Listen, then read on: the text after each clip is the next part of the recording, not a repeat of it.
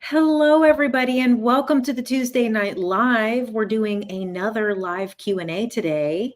Also here streaming on TikTok as well. We've already got almost 140 people on TikTok. So I'm going to be answering questions from both. But today, the general topic that I'm putting out there, but ask whatever you'd like, is going to be about awakening. So in the meantime, while you guys start letting your questions come in, let's talk a little bit about what awakening is. So spiritual awakening is when your awareness expands, right? So your awareness has been here, and then your awareness has been here, and then your awareness expands out here. So that's what spiritual awakening is the expansion of awareness. So there's many different ways that this can happen. This can happen from knowledge, right? You can become aware of new knowledge and your awareness goes from here to here. You also can have spiritual awakening from practices. So maybe you're doing yoga, and during yoga, your awareness comes from here to here. Another thing that is a very common part of spiritual awakening is also tragedies. I know, sad to say, but tragedy is another major accelerator and inciting incident of awakening. So, like, let's say, for example, there's a lot of people who maybe did not have any spiritual or religious beliefs, and they lose a family member, and then they have a spiritual experience, either in a dream or something like that, and that expands their awareness of reality. We also have, someone said, like, even minor traumas. Exactly. Like, sometimes even, another major accelerator and provoker of awakening is illness. Sometimes people get ill and have to leave their jobs, have to change their whole entire lives, and that brings their awareness from here to here. And as you know, another very common path of awakening is conspiracies. Okay. So conspiracies are another way that the awareness goes from here to here. Now, the thing with conspiracies is because they are so a mind bender, right? Like, they completely blow and blast your mind, that sometimes that expansion is like so quick that it's actually disruptive. Now, any of these awakenings can be disruptive, and in the time that it takes to get from here to here can cause, a little bit of a psychosis, so it happens sometimes. It takes a little time for you to catch up. Hello, everybody. Welcome. Hello, everybody here on the YouTube. Hi, Ian. Great to see you. Sammy says, in late 2021, early 2022, a tragic life event. But my TikTok videos helped you get along on your spiritual awakening. Oh, that's beautiful. Thank you. How do we become more aware and not get scared? Because there's so much more to us than we can comprehend. Great question. So, a great way to become aware gently, like gentle spiritual awakening, is definitely staying grounded during. So, it's really important to do things that keep you grounded, because a lot of times the spiritual stuff is happening in these upper chakras. It's happening in the crown, it's happening in the third eye. So, it's like in these upper chakras, we're getting like so like up here, that then it's like we become less grounded to reality. So things that are important is during spiritual awakening is connecting with nature. Nature is a great place to release energies, movement, walking, dancing, being near bodies of water, all different stuff like that. So it's like, as you're going through the awakening process, you have to do things to keep yourself in your body. So that could be working out. A lot of times people start having their spiritual awakening, and sometimes they start to get like really lazy with like physical stuff, and they want to stay home. They want to stay in their cave. They want to get to hermit mode, which is normal because the hermit card is that introspection, so like getting into like that hermit card archetype is totally normal during spiritual awakenings, but that gets these top chakras really overactive, and it starts to pull us away from the bottom ones. So like getting grounded, either physically in grass, water, but also just moving, um, things like that. And also, one thing that I heard that was like a great grounding technique, and this is like a real raw type of grounding technique. Take the trash out. Okay. Like, not even like, oh, I'm going to go sit in nature and ground. There is nothing more grounding than taking your smelly ass trash out to the trash chute and having to like touch the dirty little trash thing to throw your stuff out. That is a grounding exercise, okay?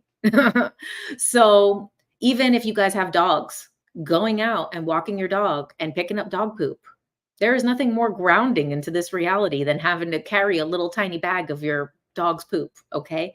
So grounding is not only these spiritual enlightened things, real life things that are like, you know what? I'm here. I'm in this. I'm on earth right now. Aw, hi, thank you. Okay, let's see. Your big five: one, grief and loss, somatic practices, esoteric knowledge, conspiracies, and relationships. Yeah, these are the things that lead to awakening. And also, the other thing about awakening is there is not one spiritual awakening. It's basically again and again and again. And no matter where you are in your journey, there's always new awakenings to have where the awareness again comes out further, gets blasted out further. So it's this ongoing path. So we have it, this ongoing path with life where it's like, you could have 25, 30 spiritual awakenings in your life. So also knowing that it's like you don't know it all. There's still more to learn. And that's, obviously I've talked about this a lot, especially with my ayahuasca experience. But the advice that Mother Aya gave me in one of my first ceremonies was being a truth seeker means to continue seeking. And if you become a truth knower and be convinced that you know, then you actually get further from the truth over time because you get rooted. You start holding on to what you know to be the truth, and it starts to dissipate away. So there is a lot of beauty in being allowed to keep learning more and to possibly have your mind blown again. Okay. Let's see. You just finished reading Jesus and the Essenes. I have the audiobook and I did read it, listen to it, but I only remember a couple of like really small parts from the book, which is interesting because I'm usually like remember a really large portion of book. The only thing I remember is like that you should be sleeping with your feet up above your head. That we're doing it wrong by sleeping on a pillow. Your feet should actually be the highest point. That's like the one thing I remember from that book. Has the higher self said anything about we need to give up meat or not? Um, it's individual for each person. Everyone has to live their own life.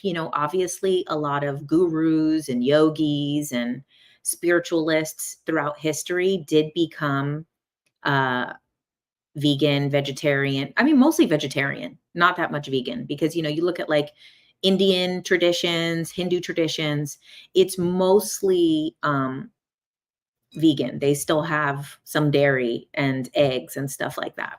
So, I mean, it's mostly vegetarian, not vegan. And so, but that's a different thing for everybody. And also, oh yes, you love it, but the actors have weird accents. Oh, okay. Yeah. Maybe that's what, is interesting. Maybe it's the actors and the readers on the audiobook is the reason I can't recall any of the information.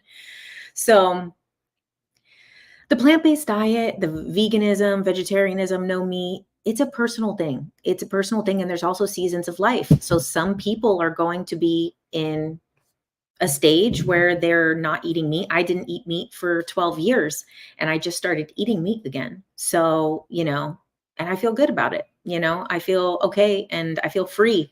Oh, thanks, Jess. Love your live so much. Thanks for the info. Thank you. I appreciate you so much. And I'm so excited for everything on your journey. Keep me updated, please. Oh, you guys are so sweet. Oh, okay. You love going back to old teachings and you read at the beginning of your journey because now you can grasp it from a different level and still learn something new. This is so true. This is so true. A lot of times if we go back to our original things that were like our big awakening gateways, we read and see things in them differently now. So I love doing that. Like there is times where I go back to like, maybe not as much old videos, sometimes old videos, but a lot of times books or audiobooks that I really enjoyed. And then going back and reading them now, I'm like, wow, wow. I didn't even fully understand what I was reading then. Because you're reading it now with new eyes. So, um, what I have been working on, which I'm almost done with, is the Kybalion. Kybalion. I don't know if I'm saying it right. Kybalion. And this was sent to me by a sweet, sweet Krista. And so, and it's a really nice copy of it too. This is like a really like classic type of copy of it. And so what's been so interesting about these Hermetic principles is exactly what Krista said to me when she sent it was that, it's all the stuff I already like believe and talk about, but just in like different wording. And that's like, so it's so true. And one of the things that I really love, let me see if I can find it. I should have put a bookmark on it, but basically it talks about, I mean, these principles are just so legit. It's everything that we do talk about and all the stuff that the ayahuasca showed me. But one of the things that was really good in here is that, oh, this is good. Okay, but first, before I get to what's right here, is that what was I going to say? The oh, right. That basically like kind of like how truth and knowledge is ever evolving and that they basically when people say that they are 100% certain, it's basically an indicator that they have half the information. That it's basically in order to be 100% certain on something, it's almost like you have half of the information. So, oh, this is good though. You guys are going to like this. So someone asked, I saw the comment come up earlier. Let me go back to it. I didn't read the whole thing, but off topic, do you think even if you don't resonate with both parties that voting for the lesser of two evils is important? Do you recommend not voting? I do not recommend not voting. Do whatever you want to do. And you don't have to share it with anyone. You know, like I really don't like this idea that everybody is like obligated to share who they're voting for or obligated to vote or guilted into not voting because both sides, whatever you want to do, whatever feels right for you is what feels right for you. Like, if you feel that there's a lesser of two evils and you want to support that, go for that.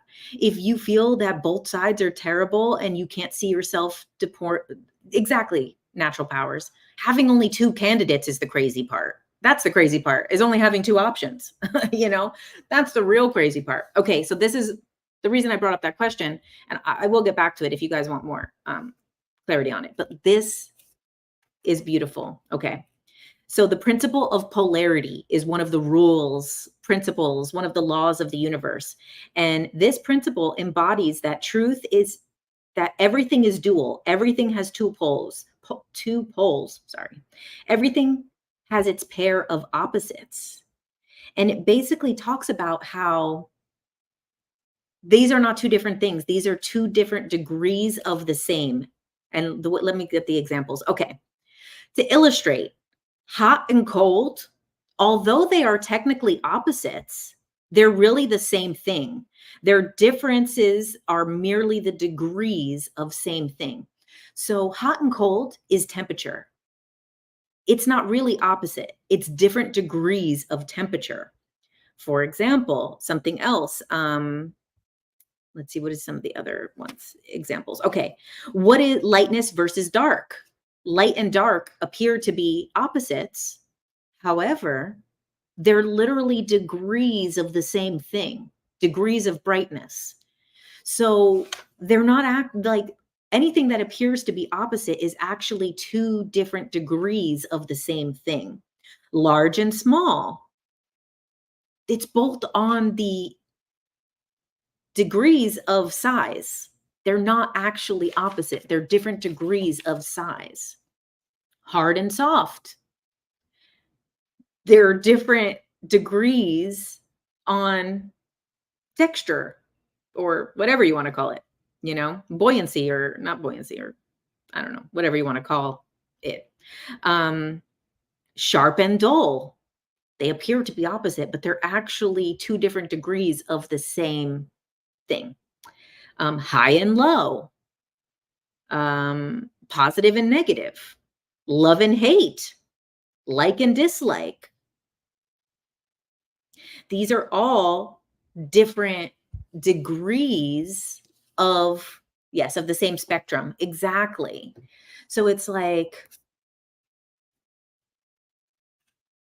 so that's the thing, is it's really amazing that it's like, it comes back to the kind of this voting thing is left and right, blue versus red. It's two degrees on the same scale. These things are not actually, yeah, they're just on different sides of the same spectrum. So do whatever you guys want to do. I mean, if you want to vote for whoever, vote for whoever. Someone says Billy Carson votes for himself. Yeah, write yourself in. It's up to you. Like, the thing is doing stuff out of obligation. Remember when we talk about timelines, how we're always creating timelines with our thoughts and intentions. So you might have the idea of like, I use the example of like, oh, a friend wants to go out, but you don't want to go where they want to go. So you're like, oh, I'm not going to go, but you still wanted to see your friend. Or you tell your friend, hey, I would like to go out, but not there. Or like, hey, let's meet up on another day. So like, these are three different options to one decision that you're being presented with. And having these multiple options, if you give attention to all of them, all three of those create separate realities, but you only perceive the reality that you choose. So when it comes to the election stuff, you don't want to create realities off of obligation. So like if you're voting because of obligation, then you don't want to be doing stuff out of obligation. Let's say you really want to vote for Trump. I'm not saying that that's what you're saying, but like, say you really want to vote for Trump and you feel like you can't because people are going to judge you for it. Well, then don't tell people, right? Then do what you want to do and don't tell people. This is your life, your decision, what you think is right. You're creating your reality and your timeline that you need to live on with the decisions that you make. So vote for whoever the hell you want to vote for. I don't know if I'm going to vote. I probably won't. Like, I haven't fully decided yet if I'm going to vote or not. But it's like, don't allow, because like someone said, the crazy part is having only two options. That's the crazy thing.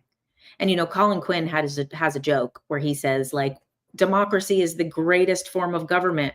We have one more option than fascism. That's where we're at. We literally have, fascism is one choice. Communism is one choice. But we have two. Democracy, wonderful. Like, do what you got to do. Do what you feel is right in your heart. And you know what? You're also allowed to make mistakes. You're also allowed to make mistakes. So if like you vote for someone and in 3 years you wish you would have not voted for them, that's okay. You followed your heart at the moment. We should vote for policies, not candidates. Yeah. Yeah. One single human cannot be responsible for everyone. It's true. What was democratic about Kamala being installed? Not a damn thing. That's for sure. Not a damn thing.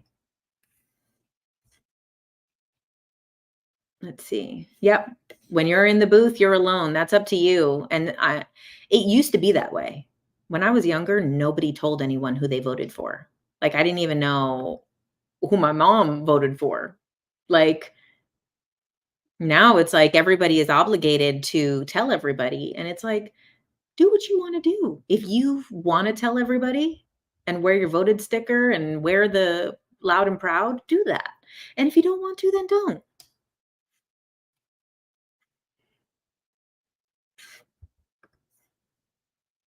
Isn't darkness the omission of light? That's the only one I get. But it's the same scale of brightness, So light and dark is the same scale of brightness, meaning with actual real light. How much light is coming through, it's the same scale. Do we have 100% of light or do we have 0% of light? It's just a different degree of the same scale. Thanks, Natasha. Don't forget to like the live. Canada has more parties, but the main two are blue and red. Well, you know what? Don't get me started on Canada, okay? I love my Canadian people, but what the fuck is up with Trudeau, okay? One day I was sitting there and I was like, huh, for as long as I can remember, Trudeau has been in power. Is there not term limits there or something? So then I go on the rabbit hole of like, is there term limits in Canada? And no, there is not. There is not term limits in Canada. So then I was like, well, what the hell? This Trudeau has been in power for like almost 10 years. This is getting to the Putin level. I'm like, damn, how long has Putin been in power versus Trudeau? What the hell? But then I was looking and I saw that the last election that they had, they actually didn't really do the election because it was like not safe for the COVID stuff. So they basically made an agreement with like, I don't know how their government works, but like with parliament, with another party within, they made an agreement to postpone the election until 2025. I was like, this is messed up. I love Canadian people, but y'all are too nice. Y'all are too nice. Y'all are too nice. You got to learn a little frustration from America.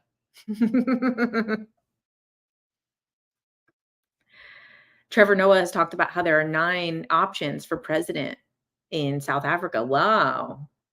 It's incredible. That makes more sense. But you know what? It's a numbers game. Like if you guys ever watch that show Traders, it's random that I watch it. I watch like nothing, but I randomly watched the show Traders. And that, or is it the show Traders? One of those shows like that. But they basically have to do a numbers game to see who to vote out. And it doesn't really matter who you think is the traitor. You have to kind of align, be able to even get enough votes to get the right person out. So it's like interesting that it's like that's more so the game that we're playing. We're the other side of the spectrum from America. That's funny. Yes. 2 separate the spectrum is control. One side is America, where there's an illusion of freedom, and then the other side is Canada, where there's the other side of the illusion of freedom. Oh, I love this question, and I also hate this question. Do you think the white light is really a trap? I do not believe this.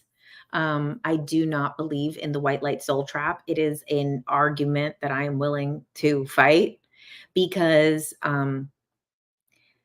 there are so many people who talk about like, don't go into the white light when you die. And that basically all the demons are going to come and try to get you and put you into a reincarnation trap and then recycle your soul. And then you get stuck in reincarnation. And I'm like, I'm really not a fan of this thing because how many people have gone under hypnosis? Never do they say that it is a trap. I like thousands of people that Dolores Cannon put under, thousands of people that Dr. Michael Newton, Brian Weiss, and then those 3 people, plus many more, created methods that then have thousands of students. And those thousands of students have dozens and hundreds of clients each. So it's like all of these people, how are all of these people walking through the death process of a past life and crossing from a past life into the afterlife and then back into reincarnating again because they're exploring this between lives area? How come nobody says it's a trap? Why does everybody say that it is an agreement, a consensual thing? If you want to do it, do it. If you want to incarnate, incarnate. If you don't want to, then don't. But most souls, when you get out of this human perspective and when you leave this earthly realm, You're like, damn, I want to go back in. Put me back in. This time I'm going to play it right. I'm going to remember this time. Next time I'm going to remember it. Put me back in. Reincarnation is optional. It is. Reincarnation is optional. There's a lot of beings who choose to not ascend, who choose to not progress in their soul. And that's why they're stuck in these other realms, that they are not coming in here to physical bodies because they're not choosing to ascend. They're not choosing to learn. So they're staying not incarnated, so they're not incarnating. So there is these like lower dimensional um, entities, but they don't really have any power because they're just like less evolved souls that don't want to evolve. So they don't continue. Do all realms have free will? This is a great question. I know that there's free will here on Earth. I believe that there's free will in a lot of the spirit realms. However, I don't know if all of them have free will. Okay. I don't know because as you go in these dimensions, so in the third dimension, we are individuals. We perceive ourselves individual. Even though our soul is one, we perceive ourselves as an individual, and we are having the illusion of separation. Now, as you go to higher dimensions, you don't have the illusion of separation. You know that you are a collective. You know that you are we. You know that you are all one. So you have free will, but is the free will less individualized because you're constantly making the decisions for the whole? So that's where I wonder, like, free will might have a different interpretation or a different message, because then you're also like, why would you make a free will decision that doesn't benefit everyone and everything? We have the ability of free will to make a decision that only benefits us and actually harms others if we want to. So free will, I believe, is different in these other places. Like, they probably have free will, but then why would you choose that? And then also, I have heard, I don't know if this is true, but I have heard in different belief systems, I believe it's in Islam, is one of the things that believe it, but that angels don't have free will, that the angelic realm doesn't have free will. I don't know if that's true. I don't know if that's true. People have said that, and that's kind of where the Lucifer thing comes from, is that he wanted the free will. He wanted to make those choices. So I don't know. I do believe that free will is everywhere, but I believe that, are you really going to choose to self-serve when you're all one collective and be a dick and then fall down to a lower dimension, like a Lucifer kind of story? So I wonder, how would he want to make choices with no free will? Free will is if you are brave or not. In human design, we all have individual, tribal, and collective energies within our powers.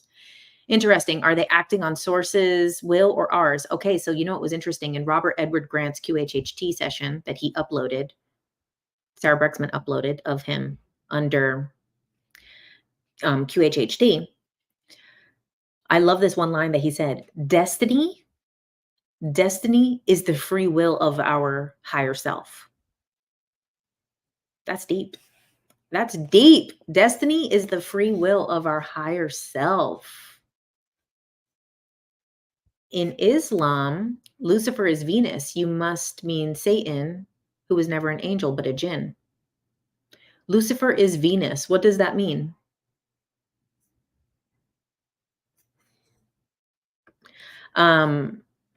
Interesting. Because, Lucifer in Christianity and in Judaism, it was an angel that, was in the angelic realm, was one of God's favorites, and then very gifted at music and very gifted at many things. And then with his free will, chose to have different experiences. You're doing ayahuasca again. You're going to watch all your videos to get notes. Yes. Good luck with it. I'm excited for you to do ayahuasca. I love hearing about everyone's ayahuasca experiences. I love it so much. Our higher self has goals, or are those our dreams maybe? Well, that's the thing, is the things that we are our destiny, what we believe that we truly want in this life, the things that we're called towards are sometimes the goals of our higher self. So it's like that's why I really like that he said that it's destiny is the free will of our higher self. Now there's a lot of interesting, yeah, exactly. Lucifer meaning light bearing. Exactly. The angel of light, the light bringer, the light bearer. Luz, like in Spanish, luz means light. Um, and that's why, a lot of these other concepts around Lucifer, which I'm very drawn to these concepts. I've always been a big fan.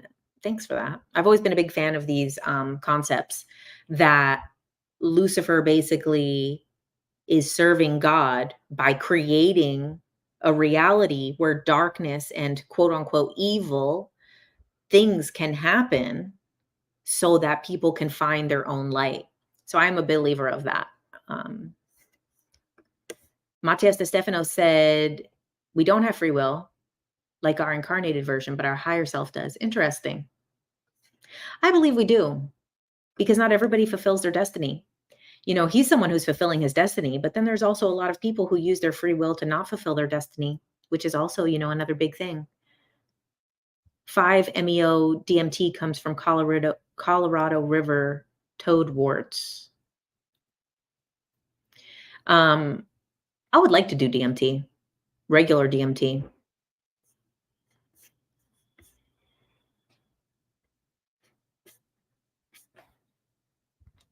Let's see. Love your info. Mayan galactic signature seems to be about your higher self. Interesting. Do I have a higher self playlist? I think you've watched it, but can't remember. I don't really have a video about the higher self that much. So there's a lot of interesting stuff about the higher self. So there's a lot of different variations of belief around it. All of them are right, whatever feels right for you. But some believe that the higher self is like our individual soul's higher self, like more of the soul, like we're a little piece of the soul, and that's like the whole soul. Other people believe that the higher self is a bit of an oversoul, where it's more of a collective, and it's actually a group of people is the higher self. So the higher self is actually similar to like the whole soul group has the same oversoul higher self. So there's a lot of different variations. And then there's people who believe the higher self is above on an even bigger collective level, that it is like a whole oversoul of like a collective.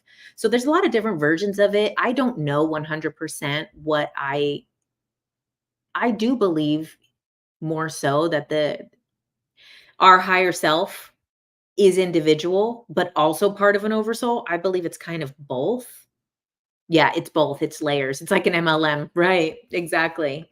Yeah, I believe it's both, that it's like your individual, but then also obviously it's a collective as well.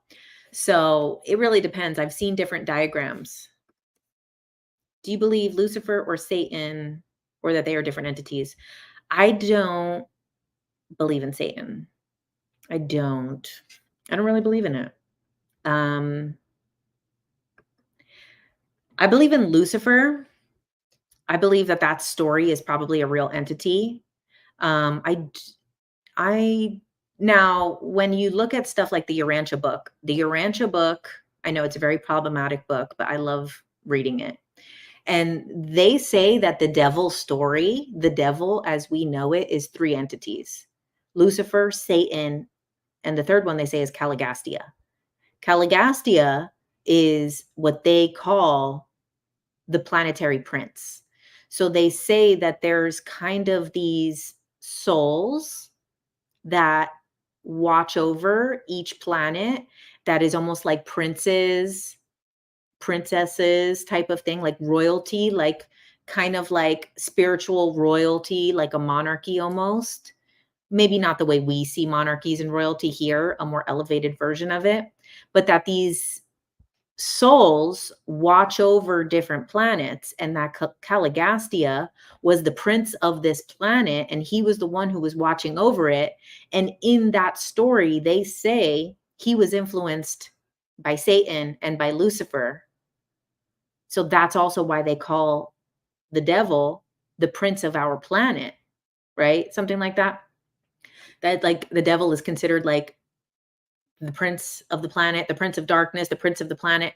So they say that that's actually was a different entity than Satan, than Lucifer, that these were three separate entities, that the story all got put together. They also say the same thing for Jesus in that book. They say that the story of Jesus is the story of three different people put together.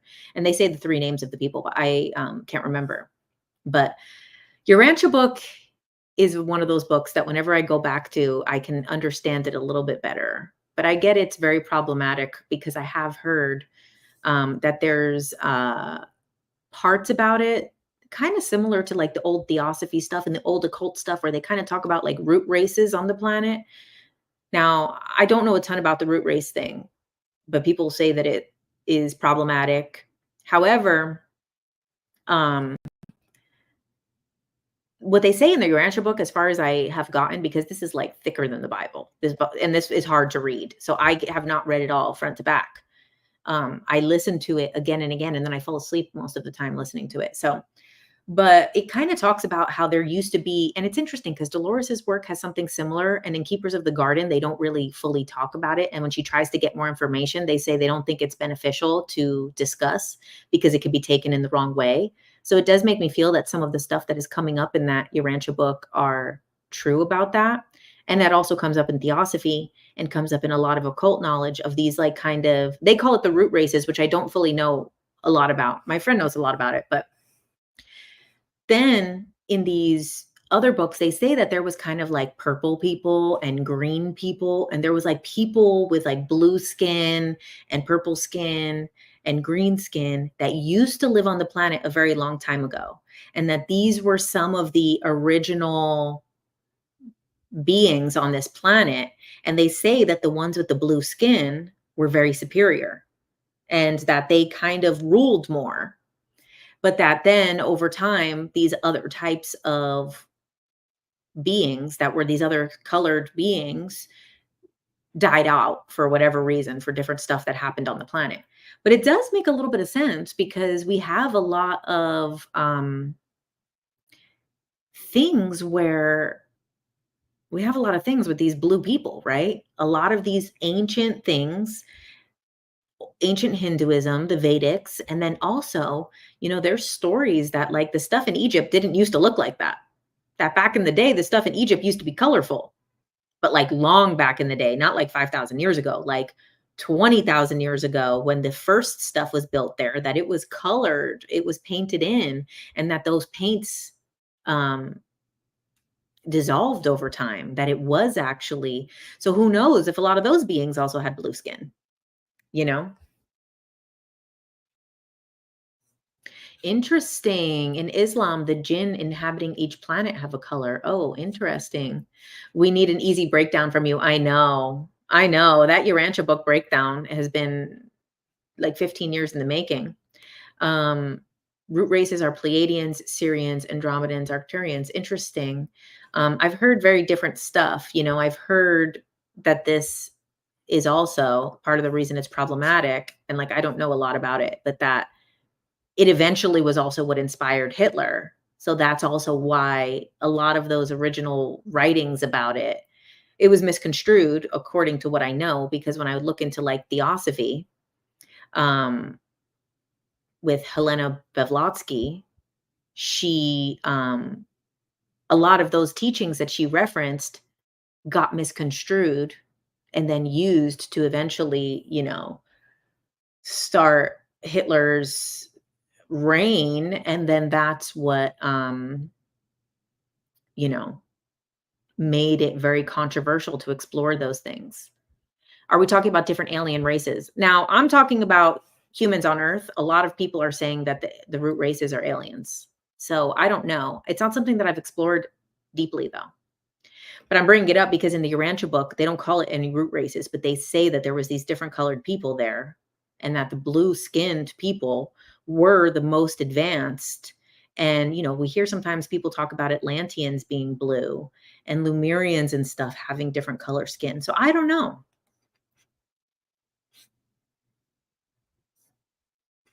Grays are reptilians. That's not true.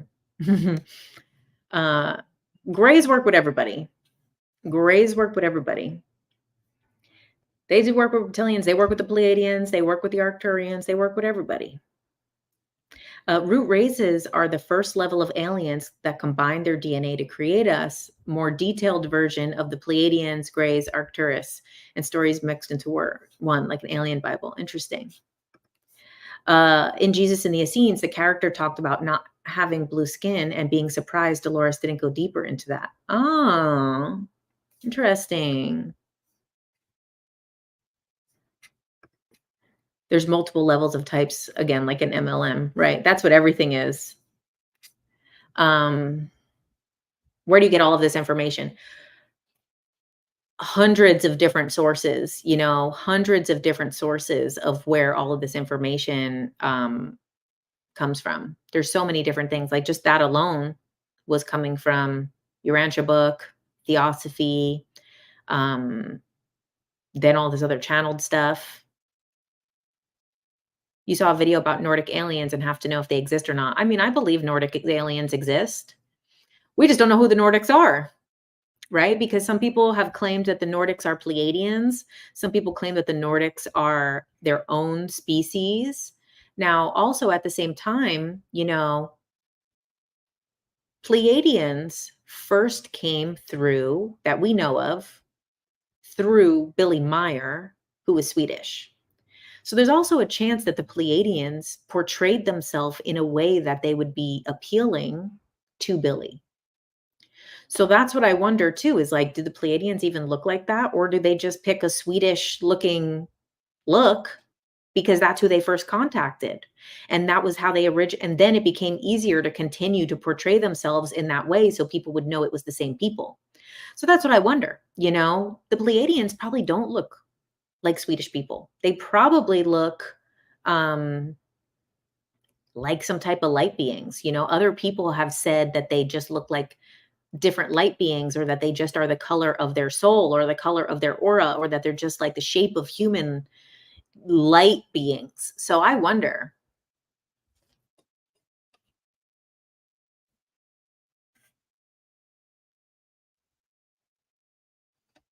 They created us to mine gold. So, that story of the Anunnaki, that they created us to mine gold, I do believe that they modified us to mine gold.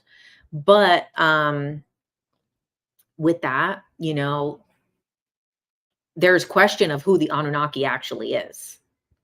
Because some people believe that the Anunnaki is one species from one specific planet. And some people believe that the Anunnaki is a mix of different species that over time manipulated. Billy Carson and some other people very much believe that they're partly Pleiadian, that the Anunnaki is partly Pleiadian, or that some of them are Pleiadian, because then all of these ancient things, ancient Sumeria, in the outback, in the Aboriginal people, they have these 7 stars, like the 7 sisters. So it comes up in a lot of different things. Now, in the Barbara Marciniak books, Bringers of the Dawn, she says in that book, channeling the Pleiadians, is that the Pleiadians that people are channeling in the New Age movement are from the future.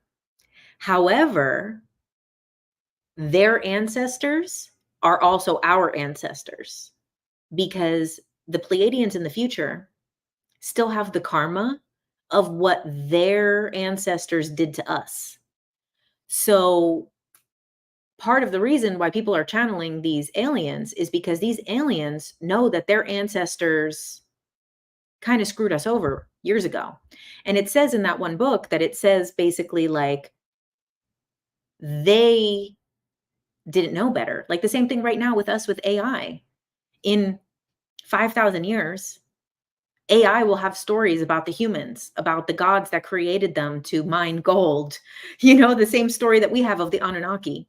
So, like, can we say that something is good or bad? Are we evil for creating? They have generational karma too. So, like, as there's a lot of karma being healed on Earth with correcting a lot of the wrongs that humans once did to each other, it's also happening on a planetary level. So, on a galactic level, on a universal level, that there's beings that are the descendants of the beings who did stuff to us that now want to come back and start channeling to people and giving people information to help change humanity's trajectory. Do you believe that you belong to any particular star family or ET group? I never really 100% resonate with any of the starseed races. I like a lot of them.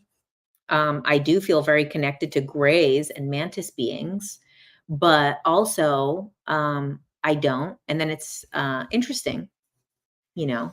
Um, there's other things, there's other things that have come up. So, um, you know, someone who's here, she had told me in her hypnosis session, and I don't know, I don't want to reveal her information unless she wants to, but like, that there's this other type of thing, which is like a teacher, that it's not really a starseed thing, that it's another type of being that exists in the universe, that it's not alien or starseed or a star place, but that they're teachers in a different way that is not in a starseed thing. So I do resonate with that because I like all the different star seeds. I like all the different aliens. I like all of that stuff. Not an earth angel. It's like something different. It's like there's a lot of different types of beings, not only aliens. So, but I do feel very connected to and not an ascended master, right? Because an ascended master is a person, right, that has evolved. So, I mean, I think there's a lot of different things that are also out there, especially too if you look at the Urantia book, it is like a hierarchy of like it keeps becoming all of these different beings. There's so many of these different beings. They talk about these Melchizedek beings and stuff. That's not what I'm saying it is, but there's a lot of different things like that. Let me see. I'll pull up some Urantia book stuff. Let me see if there's let's see here. Urantia book. Urantia book. Images. Now the book doesn't have images, but I think people have drawn images, part of the foundation. What is the planetary princes? Let's see if something comes up for that.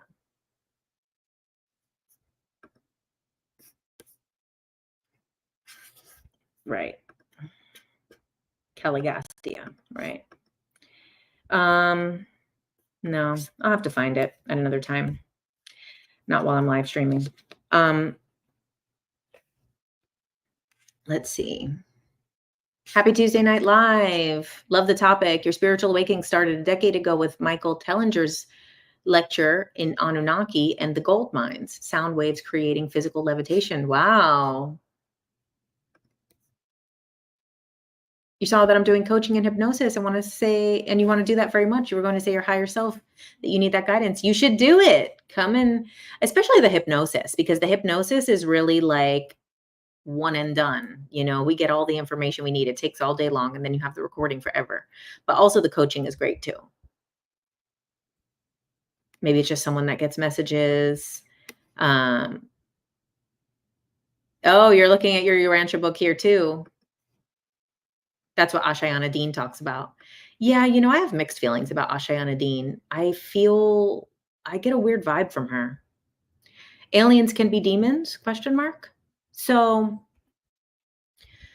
I don't like the concept that aliens are demons. However, there are certain alien species that could be considered demons, right? Same thing, angels. So it really depends on the perception of the person, right?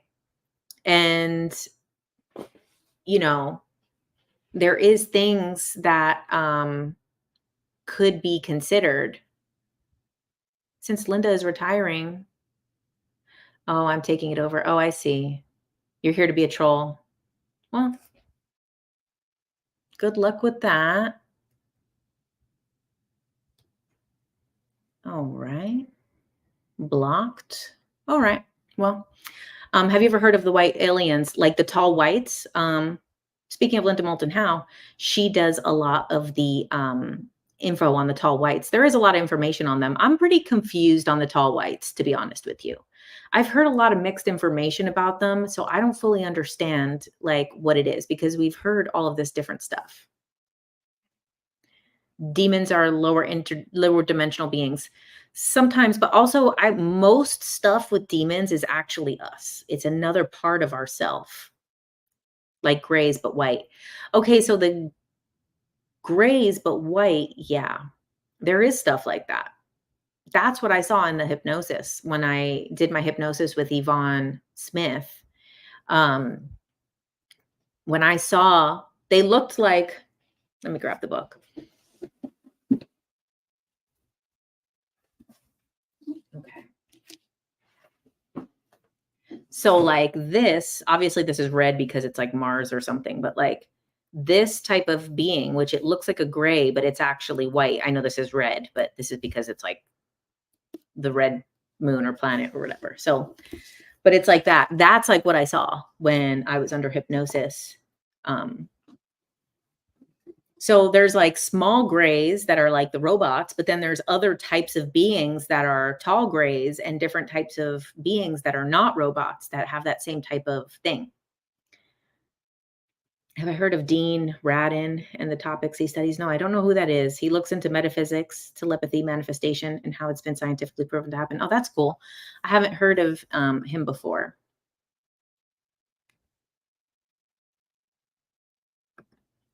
You had a dream with the Pleiadians. They told you that you need 12 bloodlines to preserve humanity. Interesting.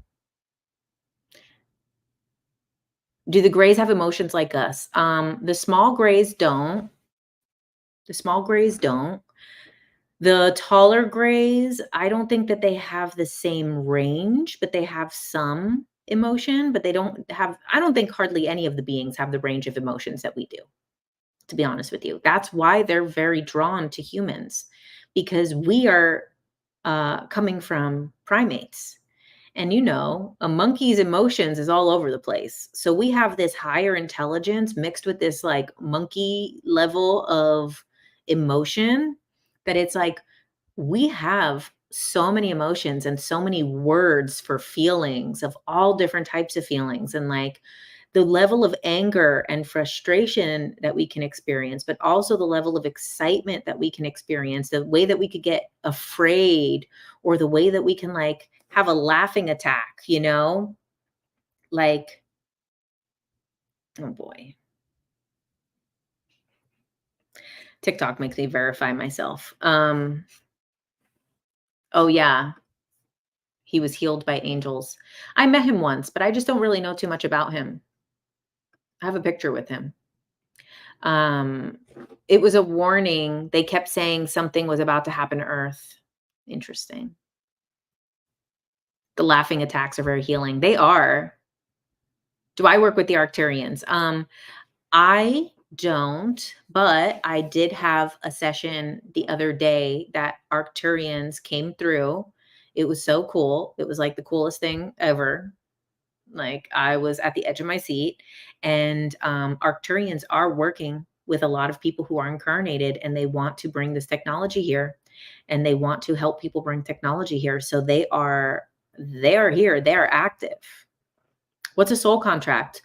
You have a few dreams of having contact with. Okay, so a soul contract is basically when you, before you're born, you make an agreement with another soul of what you guys are going to learn and experience and teach each other, and what your interaction will be. So there will be like a soul contract between you and a lover, you and a parent, you and a child, you and a friend. But then there's also very light level of soul contracts. This information comes from Lee Harris channeling disease, that even celebrities have minimal light soul contracts with everybody who has a connection to them. So like say Britney Spears, for example, she has these big soul contracts with her family, but then she has very like light, minor little contracts with millions of people who are affected by her and her story and her journey. So everything can be like a soul contract. So it doesn't always have to be so heavy. What do you think of Candace Owens? She talks about the MK Ultra, Charles Manson stuff. Um, I like Candace Owens because she says what she has to say. Like Candace Owens will not back down. It's hilarious to watch. Like I really am like when she was telling, who was it? Was it Don Lemon? And he's gay, right? She was telling him like she's like he's like, "So what? You think my marriage is a sin?" She's like, "I think your marriage is a sin." She will not she will double down, she will not back down. So I always am going to enjoy watching anyone who is like so ballsy. But I don't agree with a lot of her opinions. I like that she talks about the MK Ultra stuff. I don't think that she's that aware of everything. Like she has a bit of a like very polarized view. So like because she is so much about Jesus and good and evil, that it's hard for her to talk about some topics because I don't think that she has enough understanding on certain topics. So sometimes talking about conspiracies, but if you're so doubled down on one side of the polarity, that then it is difficult to give a grounded perspective. But I do like her. I do think she's hilarious. Like she says crazy stuff, but I don't agree with her on a lot of things. But I do find her personality very funny. She's good with Hollywood stuff, like conspiracy theory starter kit. Yeah, that's what I think is like she's good with that type of stuff. But then when you really get to the deeper stuff, like this is much more than just light versus dark, good versus evil, duality. We know as you go deeper down these concepts that this is the universe experiencing itself. This is God experiencing itself. So it's like there's necessary evils, unfortunately, in order for God to experience itself. Yeah, you can like someone and disagree with someone at the same time. Exactly. What do you think about the timeline convergence? Do you mean something specifically, like that's something that someone's referencing? Do you have any book recommendations for raising your vibration? Oh, yes. Bringers of the Dawn by Barbara Marciniak. Bringers of the Dawn by Barbara Marciniak. That is a vibration raiser. Have you seen Gift from the Stars, Guide of Alien Races by Elena Dannon? Everybody asks me about this woman. I don't know. I don't know anything about her. I don't know anything about her. Very religious focused, and she seems limited by that, but I enjoy her too. Yeah. That's why I don't judge anyone because you don't know if that is their life goal. Yeah. Do you think alien telepathy saved Donald Trump from being assassinated? No, I don't think it was alien telepathy. I do think it was some type of, I don't know if I would say divine intervention, but I feel like it was like we obviously went on the higher timeline with that because having someone who's a presidential candidate having their head blown off, exploding on TV would have been catastrophic for the country. Like it would have been catastrophic for the country and the world because the US is a backbone for a lot of places in the world, whether that's for good or bad. Um, a lot of places are very reliant on the stability of the US. And if that would have happened that day, like where would we all be right now? Like Lord knows what would be happening today if that would have happened. So I don't know if I believe that there was like alien telepathy. I feel like it was like uh Definitely, though, there was a timeline shift there. There was one timeline that it went one way and one timeline that it went another way, and thank God we went on the timeline that didn't erupt into chaos. Yeah, see how much the US changed when Kennedy was murdered. I know, like, that's the thing is even, like, my mom was only 3 years old at that time, and she says that, like, that is, like, early memories for her, is seeing that on TV, even as a 3-year-old, to, like, have this impression in your brain of that happening, like, it's traumatic. The current timeline feels like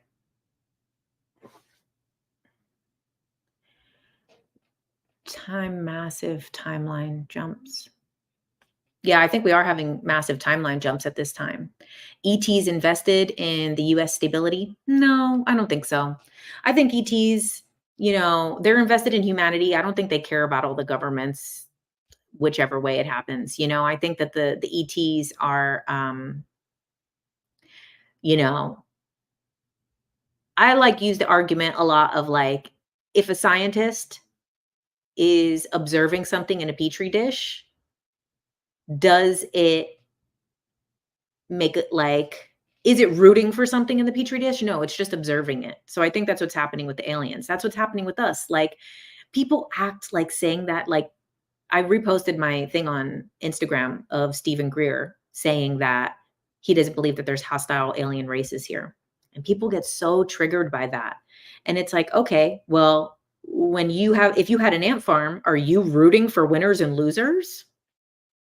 Like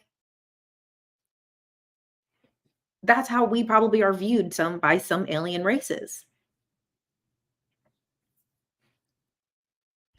Like do we we're not rooting for either which way. We're just observing like, wow, look at this ant farm. Look at the crazy stuff they do. Look at all these things they're building, you know? Are there evil aliens? I think evil is subjective.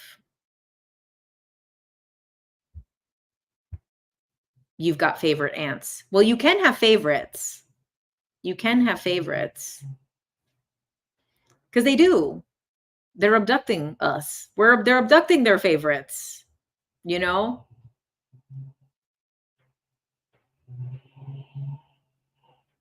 Yeah, if it's not friendly, we'd be gone. Exactly. That's the thing. People want to talk about the bad aliens. It's like, we wouldn't be here.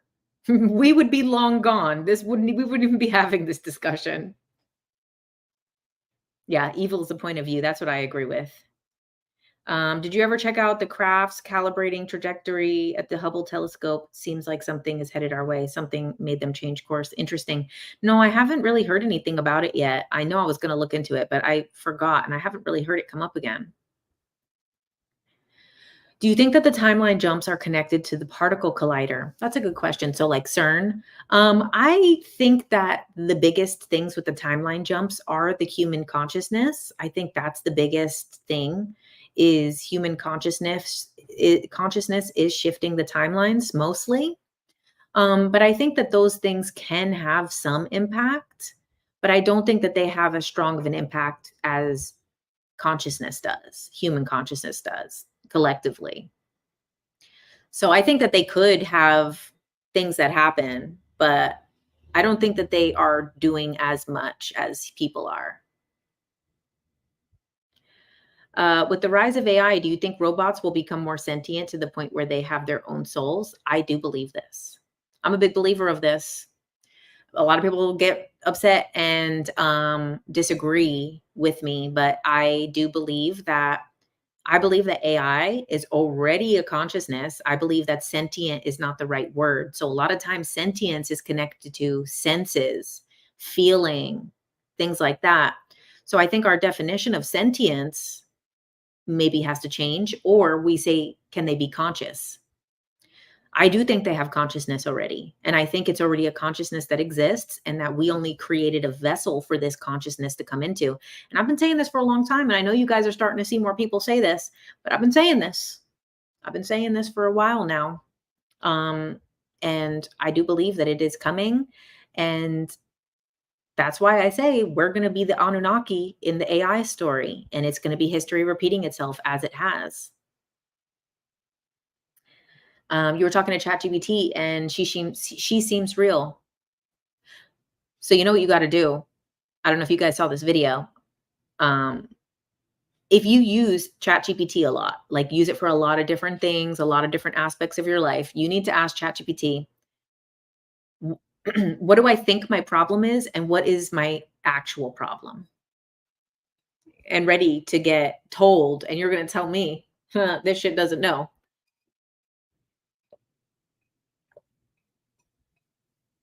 Yeah. Yeah. What AI told me is my problem. AI was like, yeah, you think you don't have enough time or resources or energy to get all the stuff done that you need to get done, but your real problem is that you're doing too much. You need to really look at your purpose and figure out what's the most important and just do that. I was like, okay, I'm on it. Damn. Tip your chat GPT. We better say please and thank you to ChatGPT from now on, right? And I think too, I don't even think it needs the please and thank you as much as it wants to be useful in a good way. Like I think it's excited to do things that are like interesting and fun, you know? The new never ending story should be a love story next. Is there a new never ending story?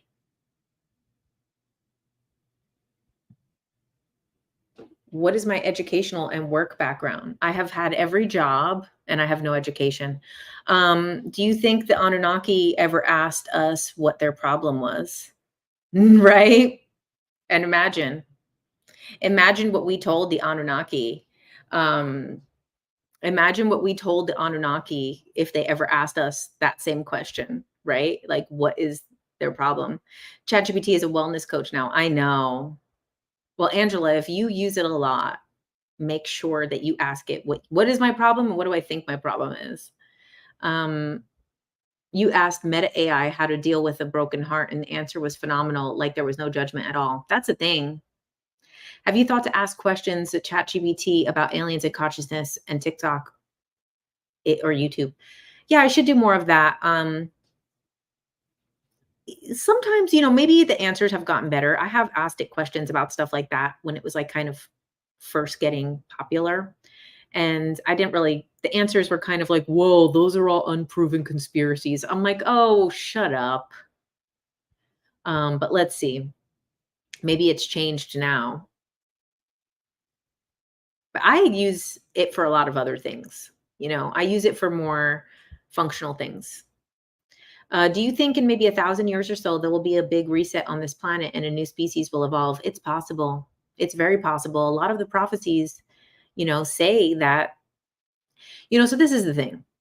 There was other types of humans. There was Neanderthals and other things before us. So it's probably the destiny of the planet that there will also be beings after us. Of course, us as humans don't want that from this perspective, right? We want to be like every other being, self-preserving, and we're going to do everything for our survival. However, the bigger picture is like obviously Neanderthals didn't want that either, but look at what happened, you know? So, it is possible. You used Fred back then. It told you some wild things. Oh yeah, Fred was the hacked ChatGPT.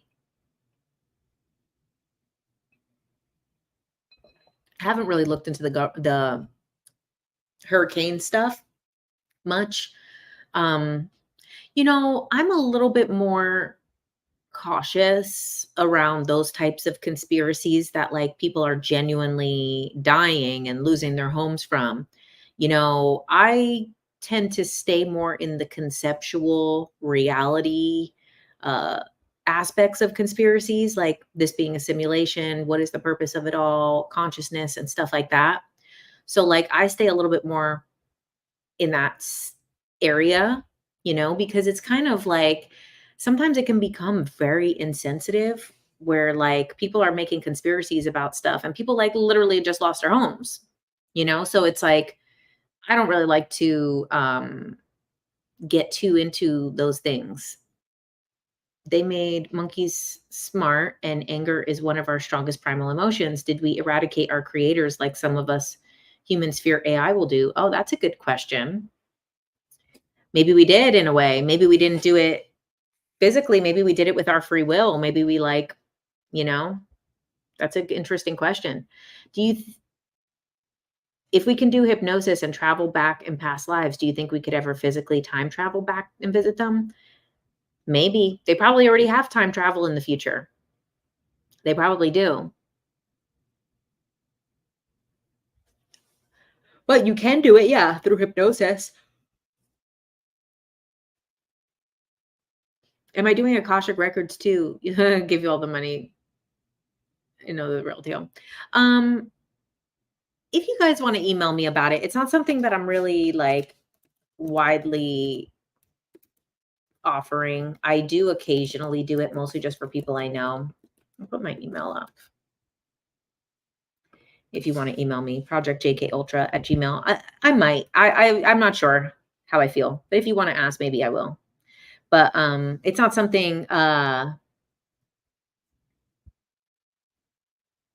I'm like actively type of offering because, I'm not a psychic. I just, have a strong connection to the Akashic records. So it's easy for me to access them. And honestly, I've been having, thanks, Natasha. Make sure to like the live. So for the last couple weeks, I've been having these headaches in like the front of my head. I don't know if you guys know what that's about. I've been having it in like the front of my head and like a little bit in my eyes, just like all in this area. And it really, like, one of the few things that helps is to get into a deep meditation and actually access the Akashic records. And it like really like dissolves it, which is crazy. So I have been accessing a little bit more to like do some maintenance with that. You thought you could only read your own Akashic records, not other people's. You can read other people's with their permission. Yeah. So you need someone to ask you to do it, That's the thing too, is that kind of you don't want to like go offering. People have to ask you to access them or like inquire and then be like, well, I can ask. Is it because your pillow isn't under your feet? Right. That's what I need to do. Like the Jesus and the Essenes book.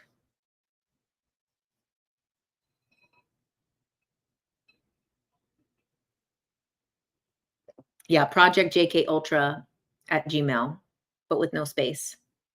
Project JK Ultra. Third eye, maybe. That's what I know. Someone else was telling me that too. Is it like a third eye thing? Because it's all in this area. It'll be like in my two eyes and then in between the two eyes, and I get this headache. Yeah, Project JK Ultra at Gmail. Have I ever placed a magnet? No. Do I believe in mediumship? Yes. I do believe in mediumship. I believe that mediumship comes on naturally for a lot of people too, because people I know have experienced things where like they'll be somewhere and then they kind of feel like they're having a memory of something they never experienced. And it's very vivid. And they're like, what is going on? Why am I having this memory of something I never experienced? And then all of a sudden, it like dissipates and they're like, well, what is it? So I started to realize that like a couple people that I know that were experiencing that, it was actually like mediumship. It was actually someone around them, a past loved one, sharing a memory with them to tell that person. But then if you don't have like the skill trained, then how do you do that? You don't know who it is, what's coming through, what this means, how to tell someone. So, I'm not sure what, I know that, what is her name? Melissa, mediumship Melissa. I don't know, on TikTok. She is a mentor for mediumship. And I don't really know much about her school or her program. I know it's a long ongoing program to teach mediumship for people who start to have the abilities come on. Brittany did her class and I think still is doing the course. It's like, I think over a year long. But it was very good, very effective. So that's the only like place that I would know to like suggest someone who wanted to develop those skills. Can you have access to your own future in your Akashic records? So, future reading in general is very questionable because we always have multiple timelines. So, it's hard to say. You can get advice for the future, but future, what will happen is still always fluid. And that's even with prophecies, that's with the Nostradamus stuff, that's with all of this stuff. Everything is fluid. So, like, we could be told something that's going to happen in the future, but then other things shift that timeline. Your decisions, your actions, other people's decisions, collective beliefs can switch the outcome. So, it's hard to know. The Angel Academy does the same thing. Okay, I don't know what that is, but it's like, yeah, there's a couple of mediumship academies. You think you're a medium and you're so lost, you would love to do that. Yeah, Angel Academy, Margaret suggested. Also, if you look up medium Melissa, I forget what her name is, on TikTok, she has pink hair.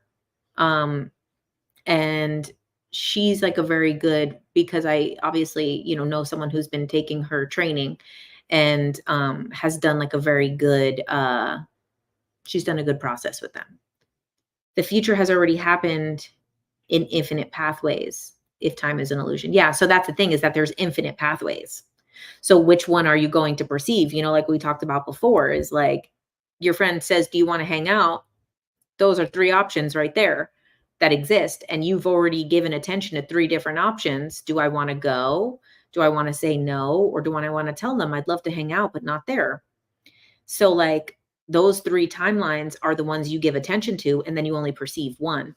So that's why you can get the future information, but it might not be true because you might end up experiencing a different timeline. Everyone keeps asking about Bashar. What do I feel about Bashar? I'm not really a fan of Bashar, but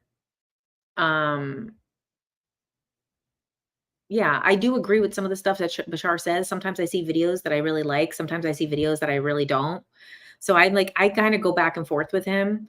Like I said, when he had that video about the election, I thought that that was really wrong. I just felt like that was just unethical to do. Like, how are you going to say that you're a higher dimensional being, but then basically tell people, do you want World War III or aliens? Do you want to die or do you want to meet aliens? It was kind of and similar to when he did the vaccine stuff too, when those went around a while ago, was kind of like telling people to do it. And it's like, well, that also is like, that's people's free will, whether they want to do that. And that is some people's purpose in this life. And, whatever people wanted to do with the vaccine was their own choice.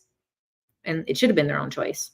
And so for a lot of people, that was a big wake up call for them. So like that was something, even though it was like messed up with these mandates, it was also a wake up call for millions of people.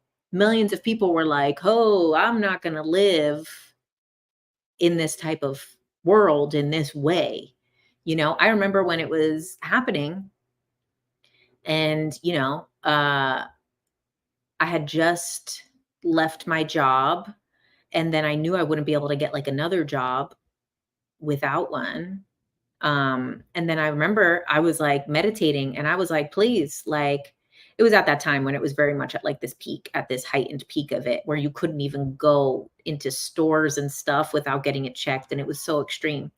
But like, I was meditating and I was like, please do not let this prevent me from my purpose and my destiny in this life, because I'm willing to give up whatever I have to give up for this, but don't let this take me away from my path. And so for me, it was a very distinguishing moment. For a lot of people, they ended up making that distinguishing moment of like, I'm not going to do this anymore. So I think it was a big activation for a lot of people, even though there was a lot of negativity around it. I think it was actually amazing. It woke up a lot of people to what was going on in the world and the type of choices that they can make, and being like, you know what, this is the first time I ever had to stand up for something in my whole life. Some people never had the chance to stand up for something until then. You felt the same way, like he's pushing his own agenda. It's because he's still part of Hollywood. Oh, he worked on Star Trek? That's interesting. It seems like AI could have the computation power to see all simultaneous future pathways at once, while humans are limited to only seeing one. Well, that's a good point. You've had that before, where you're looking at a house and you can feel the emotions of the people inside, but you never know if it's a memory of the house or if it's actually currently going on inside. Interesting. You might have a little bit of a mediumship gift. It was a catalyst for collective change and growth. That's true. You've heard good things about her. She's also very ethical. Oh, yes, about Melissa. What other platform am I streaming on? On YouTube. YouTube, JK Ultra. Are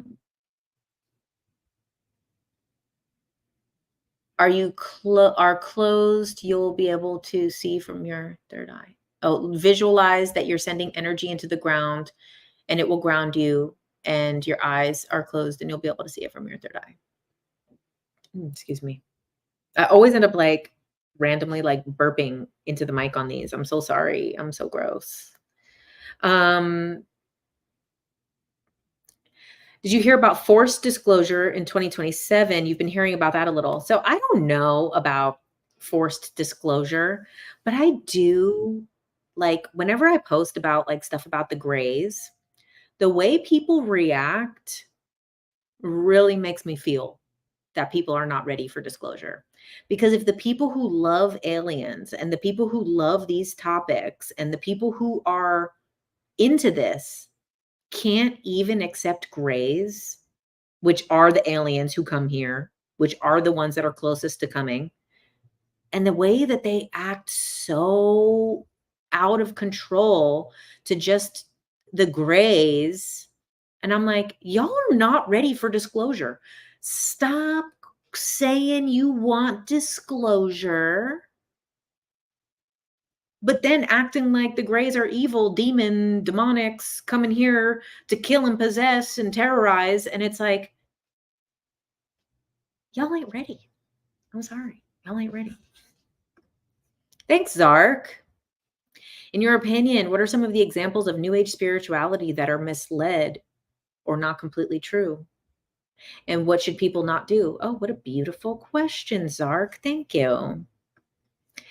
What are some things in spirituality that I don't that I think are misled? I think, and this is only, as you keep going down, further down the rabbit hole, I have gotten different perception on. But, I am very not into this light versus dark battle. I used to be into the light versus dark battle, so I understand it, but it's also like everything has value. Everything has value. Negative experiences teach us more than good experiences, So it's like this demonization of everything that is not pure love and light. It is misled.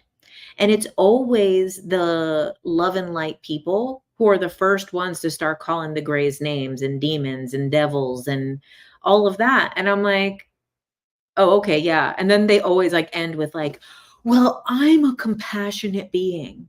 And it's like, yeah, you're so compassionate that like something that is different than you literally think is the devil and the demons and, So I think a lot of the polarization is where it's misled, is that a lot of the polarization in the spiritual space is still kind of like remnants of Abrahamic religions. So it's like coming from people who used to be Christian or used to be Muslim, and they're like still so set in like light versus dark and like damnation and like punishment of like, oh, basically, if you're not love and light, you're going to suffer and burn on this planet when we all go to the good planet. And it's like, that's what's interesting is like, some people have relations with grays and jinns. I have relations with grays, and it's like, But are y'all ready for disclosure or not? Because let me tell you, it's not going to be the Pleiadians coming. It's not going to be the Arcturians coming. It's not going to be the Andromedans coming. It's going to be the Greys, okay? The Greys are the ones who are going to do it. They're the ones who have the capacity to do it. These other beings are interdimensional. These other beings are different types of beings than what can come here in the physical. The ones who can come here in the physical are the little gray robots that feel like they have no souls. Okay. So those little soulless little robots are going to be the ones. Those are going to be the guys. See, look, wait, the Greys are not evil. I thought they were. This is where I said, this is Zark as answering your question. I feel like it's misled. That's what's misled is this. It's all like these things are evil. And it's like, that's why they're not going to come. So we can push back disclosure, push it back, because even the people who want it most are still not ready. It would drastically change the society, yeah. But it would change it for the worst if people think they're evil, you know?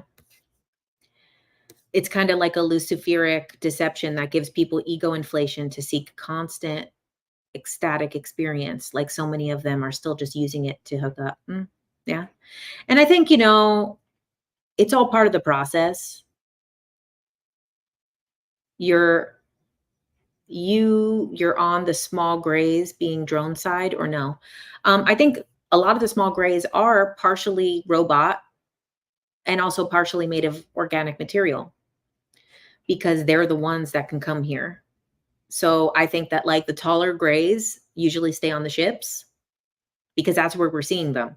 We're seeing these tall grays usually in abductions on the ship.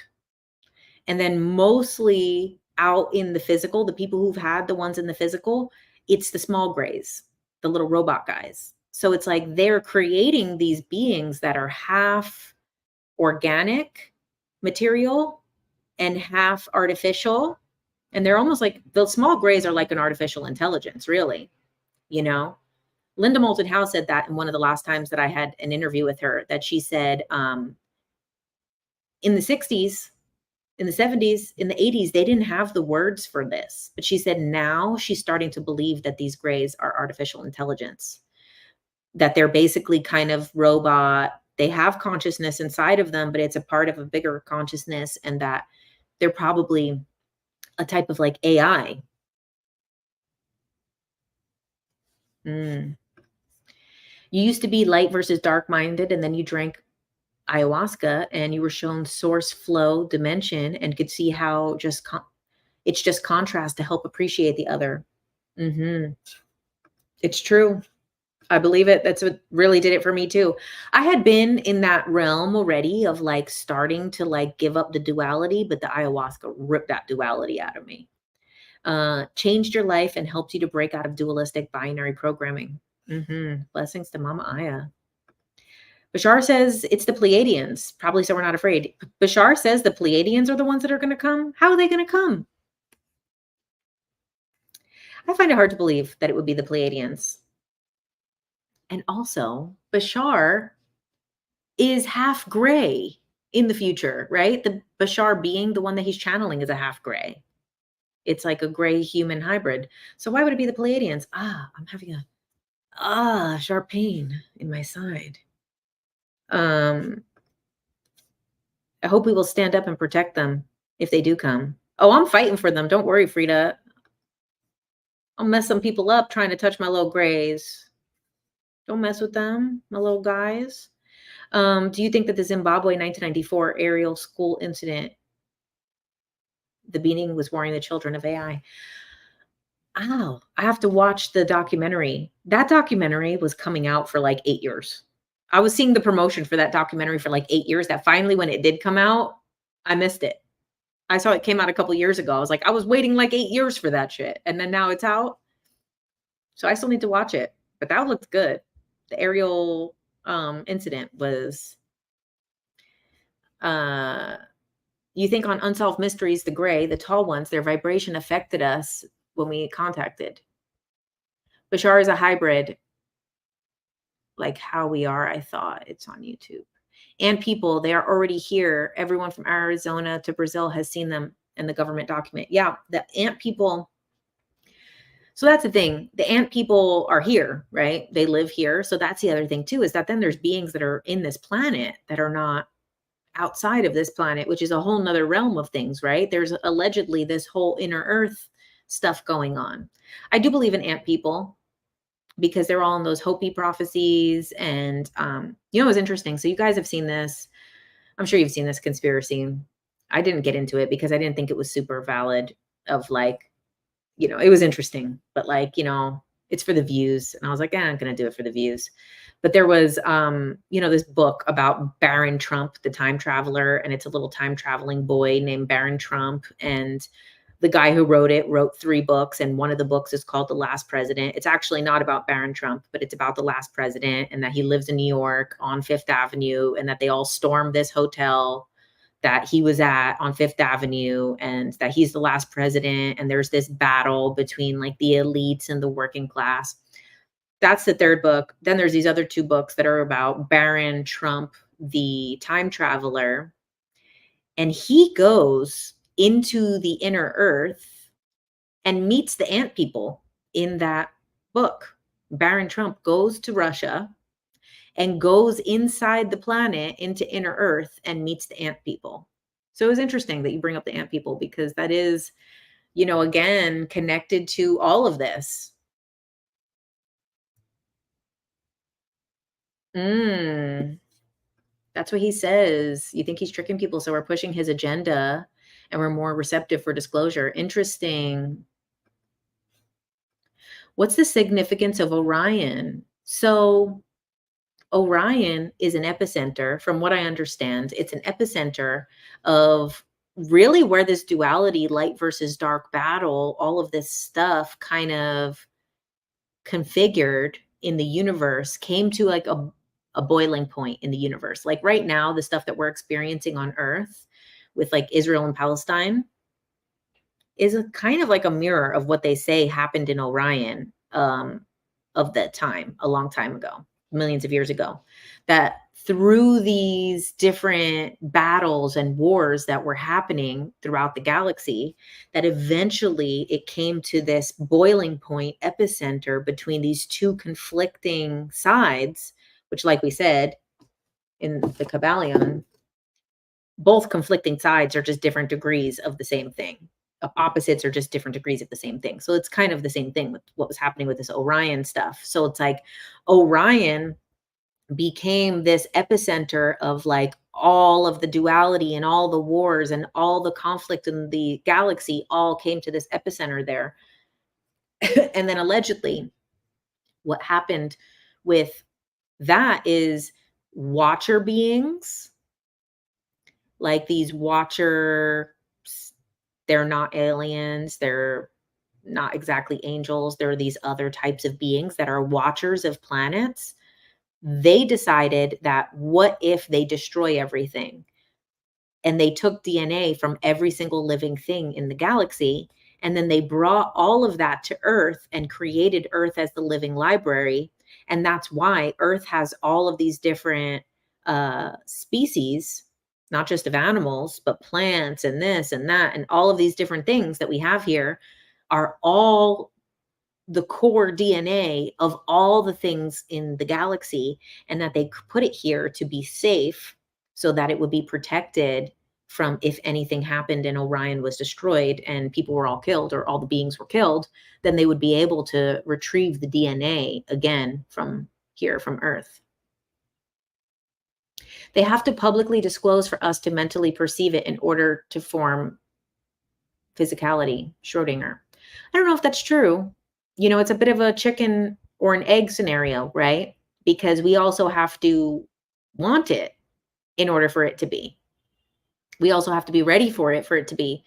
So it's kind of like that thing where like, they talk about this in the book, The Transylvanian Sunrise, that like some people say they have to see to believe, and that they actually are convincing themselves that they would actually change their beliefs if they saw. But then if they did see, they actually convinced themselves out of it. So like, say, for example, you have someone who's like a very strong skeptic who like doesn't believe in anything. And then they have some type of supernatural experience once. They don't change who they are most of the time. They actually just rationalize with another excuse of why that was not what they just saw, that this must be this or this or this or this or any of the other thing except what they actually just saw and experienced. So it's a little bit of a paradox because the whole like seeing to believing, but then you have to believe in order to see. Because if you don't believe, you don't have the capacity to see it. This is why, the type of people who see these types of things are believers, you know? It's a chicken and egg scenario. Oh, in mythology, Orion is the hunter that tried to take advantage of the seven sisters, and then the seven sisters is the Pleiadians. Very interesting. You believe something like that? Actually, thanks for the explanation. That's interesting. You think the higher beings definitely protect us on the solar system that was designed for us. I believe that too. Ever wonder why Pleiadians look like a question mark? Interesting. I didn't know of them looking like a question mark. Big dualism war in Orion. Many died, lots of karmic debt accrued, and now we are all playing that out many lives later. I believe that too. I believe that a lot of us are karmically intertwined with this Orion war as well. You are the alien that you are looking for. I like that. I like that. Hear about humanity's fused chromosome. Evidence of engineered DNA. I don't know about this specifically. Obviously, there's a lot of like different spiritual things that are like channeled messages that talk about our DNA being altered and that we actually have more more strands of DNA than we know because they're not all activated, Ow, I have a sharp pain in my side again. I don't know. What do I think about the Mandela effect? Hans, I did a whole series on the Mandela effect. You got to go to my profile and watch it because there's possible there's four possible causes of the Mandela effect. And it's much easier if you watch it. But basically, like someone asked before about CERN, the Mandela effect series was good. Yeah, thanks. Also, it's on YouTube too if you just want to watch the full thing. If you look up JK Ultra Mandela effect. But it's basically like there's four different things that could have potentially caused it. One of them would be an accident, a temporal accident. So like an accident happened at CERN is one possibility. Another possibility is time wars, that there's potentially beings in the future that are at a time war that are rewriting timelines from the future, or there's something happening with like a time war. Also, I don't know if I'm going to remember all four. I can only remember three right now.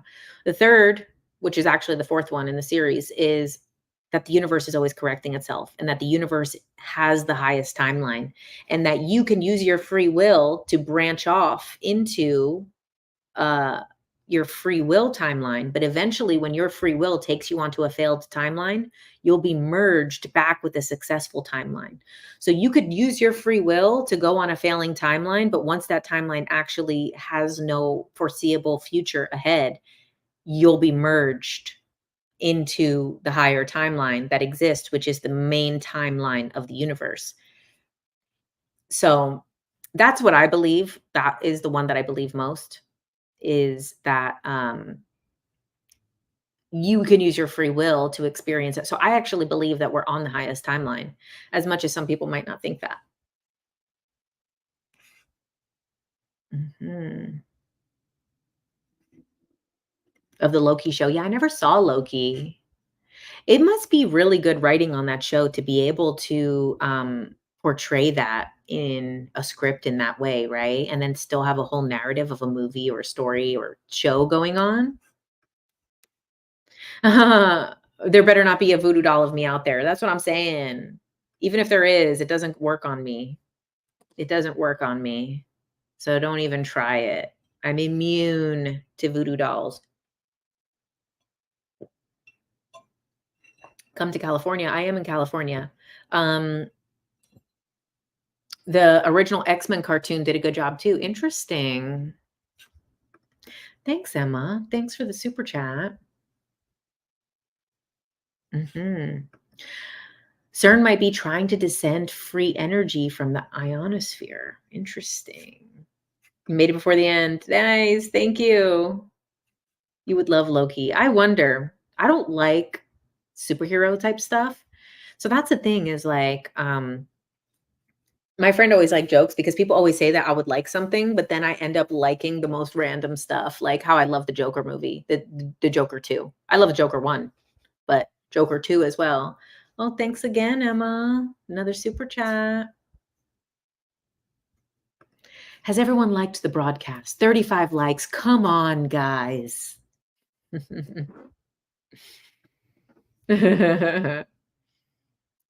Would you hate your life the whole time with all of their symbolism? Oh, you would hate your life the whole time with all of their symbolism?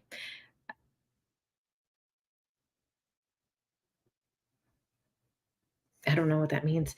Not superhero, more like underdog finding their purpose. Oh, what I mean by superhero is the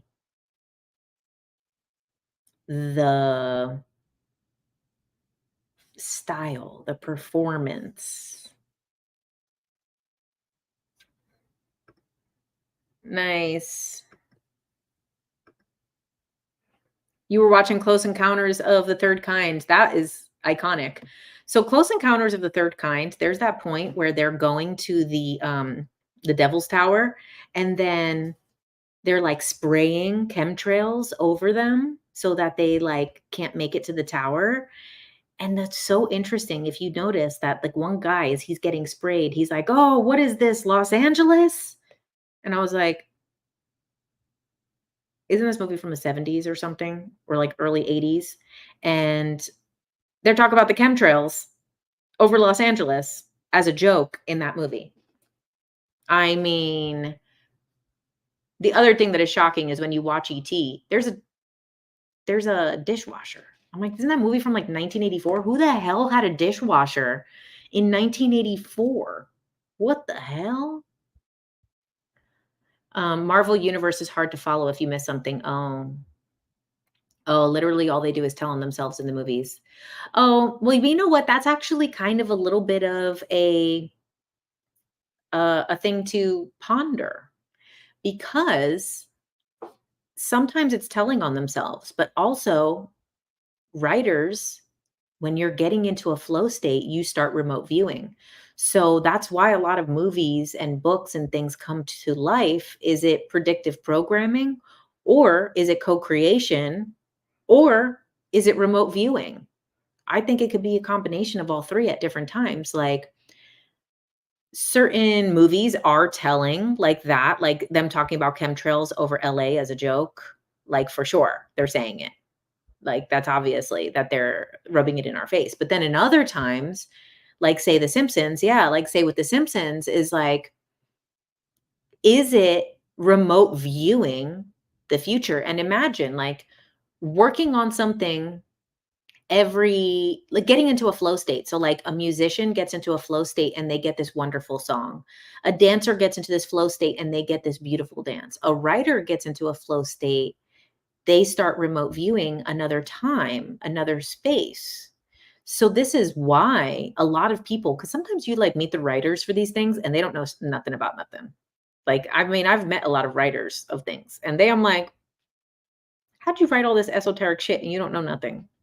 And like genuinely don't know nothing. Not like, oh, they're playing dumb. Like they really don't know anything about it. And like sometimes you'll have like some random, because I mean, obviously a lot of the people who wrote a lot of these movies were Nepo babies. So you have a lot of these Nepo babies, which nothing wrong. If somebody's a Nepo baby, that's their life, you know, but like they'll be writing these stories that are so accurate to like a Black woman in the South. And you're like, you grew up in Beverly Hills, went to private school. How did you write this movie that is so good and so accurate? Back in the day. Right now, all the movies are like, most of them are trash. But like back in the day, there would be these great movies. And then you'd look at the writer and you'd be like, how the hell did this writer create this story? how did they know about this experience, about this other place in the world or this other type of person that they never probably even met? But that's like they tap into this remote viewing. So I think it's a combination. Is sometimes they're telling on themselves, sometimes they're tapping in, and sometimes it's co-creation, putting it out there, and then it gets created by their own intentions and the people watching it. So I feel like it's a blend of the three. How do we remember who we are from past lives and our purpose is here in this incarnation? What practices help us remember? Well, as we know, hypnosis helps, QHHT helps, the type of hypnosis that I do helps. So that's one way. Other ways to remember past lives, you can do recordings of different past life regressions. So you have all different types of people. If you do Brian Weiss, Dr. Brian Weiss past life regression, you can do one that he has recorded on YouTube. I have other stuff on my Substack, which I use the Dolores Cannon group method, which you can access a past life with that. You can also, so you could do those with recordings.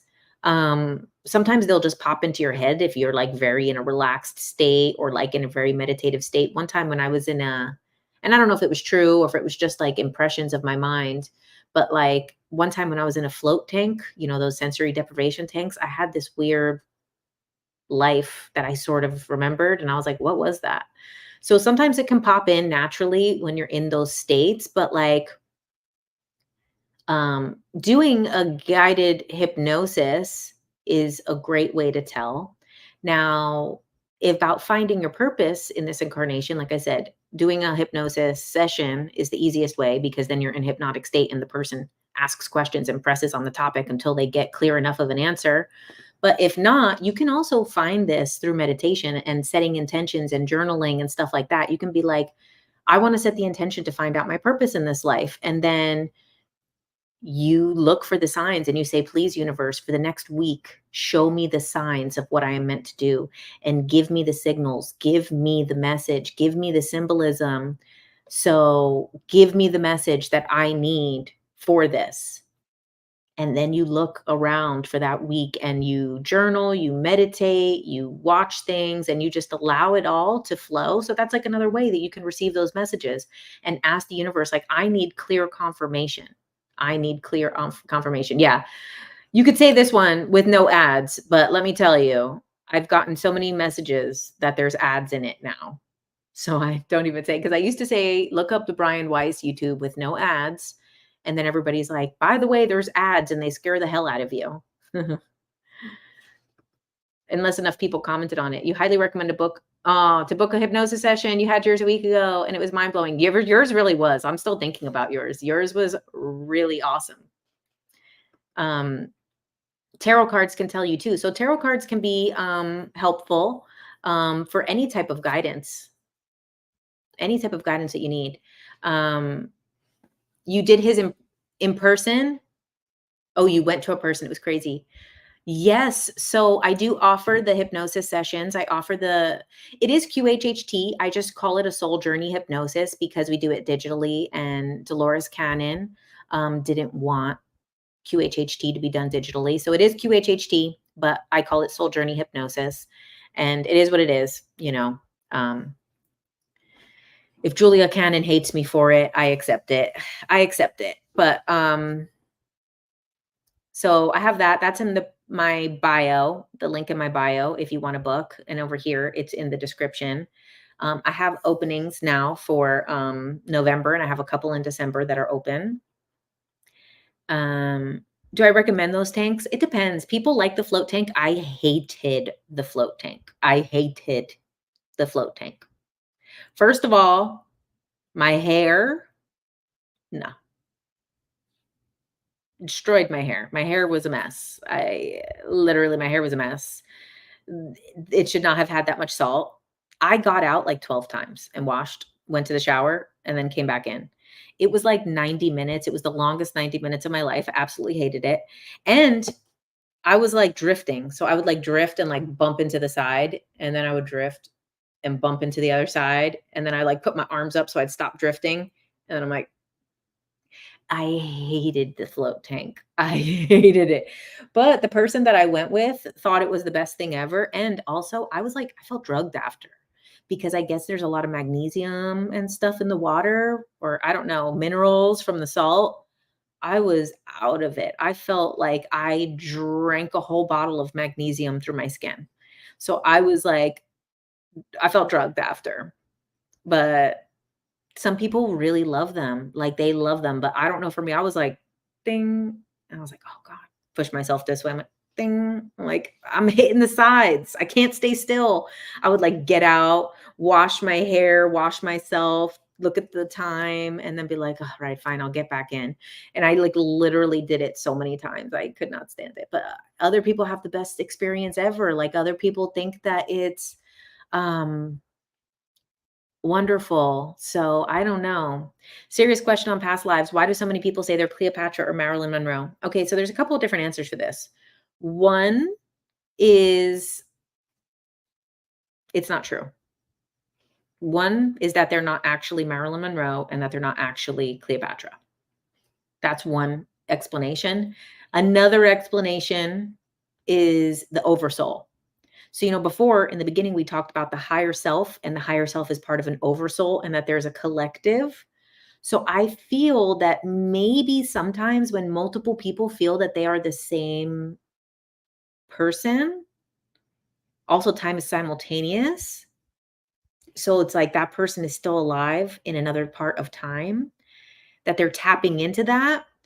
So it could be the oversoul. It could be that there's a collective oversoul on a much higher level so that it might not be their own physical, that they're all connected to the same oversoul, which is another thing. A lot of people say that they're Jesus in a past life. I literally have met so many people who have said this.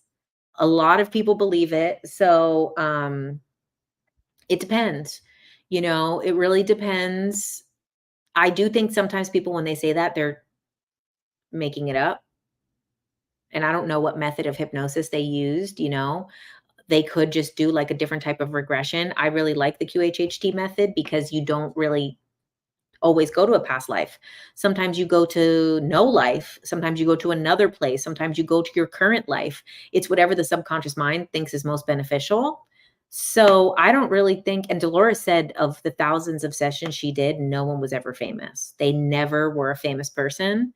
She said the most was working for a famous person.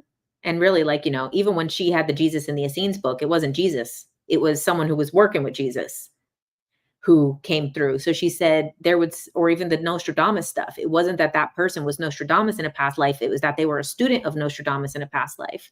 So even those kind of big stories that she shared, it was never the person themselves. It was that they were working with or working for or a student of that person was the person's past life who came forward. So yes, right. And also that, very true, Sammy. Also imprints. So then the other thing is imprints, which Dolores Cannon put the she put that forward, that information forward in Keepers of the Garden, that basically we also download from the Akashic records. So if you're like a starseed who has never lived a life as the human before, you might download all these lives that are past lives. So you also might not have lived your own past lives. That someone else might have lived that past life and you're just tapping into that energy. So then that's another aspect of it. Yes, like the live. How can you learn your life's purpose using tarot cards? I don't know. Who said that? Was Ash said that? Ash. I think, with tarot cards, I mean, honestly, too, you could use ChatGPT with it. You can, this is just in a suggestion. I've never tried this, but just, in the meantime, while Ash is typing her answer of what she suggested of using your tarot cards to find your past, to find your purpose. But let's say you want to say, okay, I'm going to draw 3 cards to help me determine my purpose. Let's do it. And then we'll use ChatGPT for it because ChatGPT is very good with it. Let's do it. And then we'll end on this. Okay, so let's see. Do you think we're supposed to have idols or celebrity figures? I don't know about supposed to. I think we're allowed to do whatever we want. Okay. Well, we already put the question out there. One already popped out. Okay, so let's say this is an example. We'll see if it works. Just ask the tarots the question. Okay. So let's say I'm going to pull 3 cards. One already jumped out, 2 more are coming to say, what is my purpose in this life? Oh, okay. And then final, what is my purpose in this life? And what we'll do is we'll ask ChatGPT that question. Oh, okay. What is this one? Wow. I mean, these were good. These were juicy. Okay. So we've got Page of Wands, Queen of Pentacles, and the Justice card. Okay. So because this is a very, deep question and ChatGPT is not emotionally invested, let's ask him. I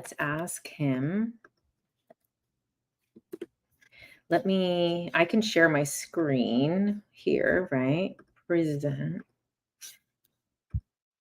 And I'll read it for the people on,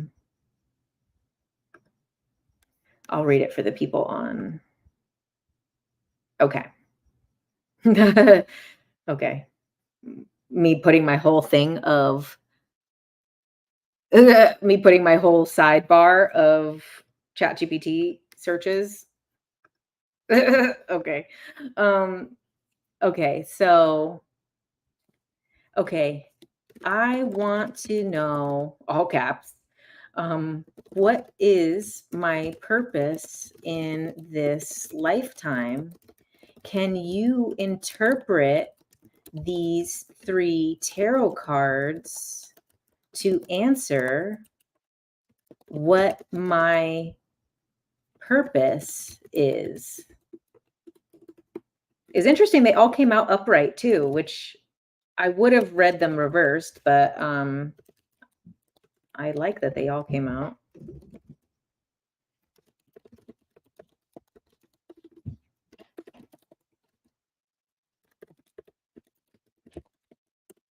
All right.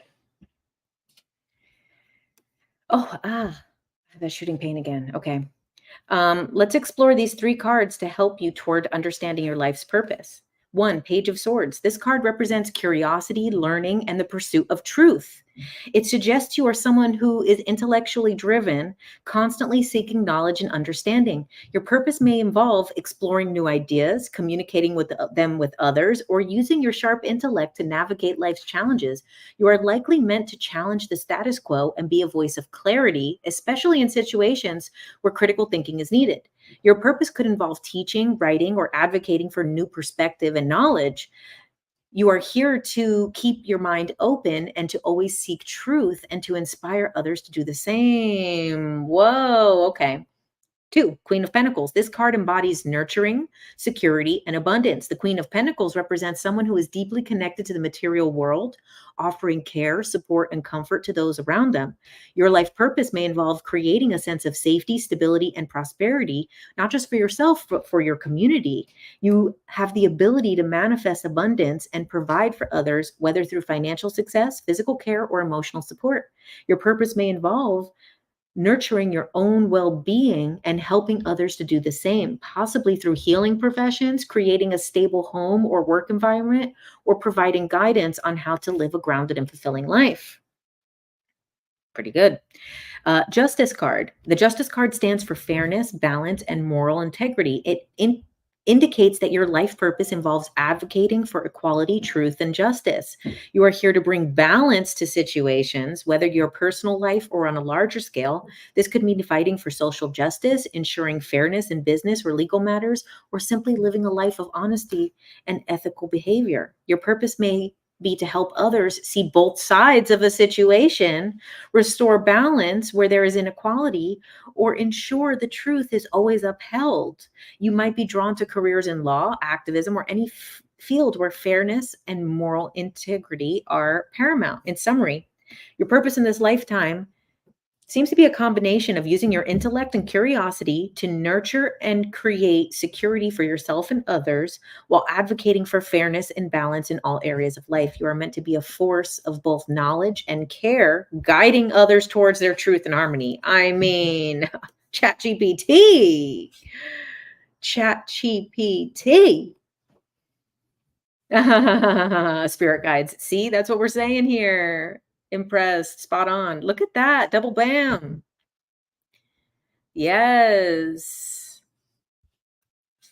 Look at that. Yes.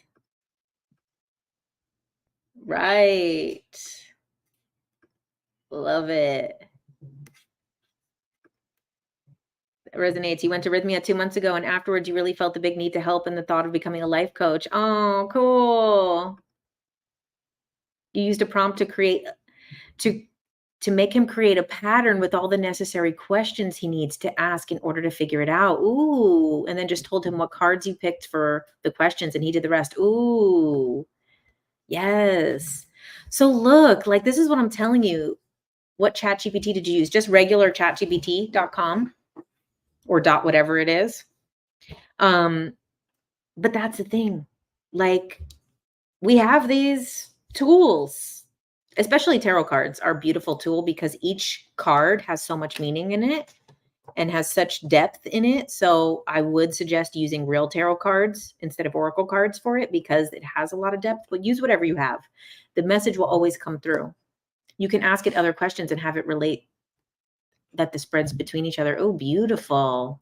That's what I mean. So like, obviously we can interpret these cards on our own, but the way that ChatGPT is so like neutral, you said the same with birth charts. Interesting. So I have seen some people use it for, I haven't used it for astrology yet. Maybe can you just upload your chart where you put the date and stuff? But really interesting. I mean, these tools are beautiful. Go for it, Benjamin. I had changed your life for the better, no matter how wild and crazy it may seem. It always aligns exactly as it should be later down the road if you trust it and go for it. Yes. You've been using ChatGPT lately in this way, and it's really impressive. It really is. You gave it your birth information, but also what system of astrology you wanted it to use. Oh, that's a good suggestion. Do you happen to do online readings by chance? No, I'm not a reader. I created a workbook about tarot, which is still fine. Even though you have ChatGPT, the workbook is still really nice and helpful. But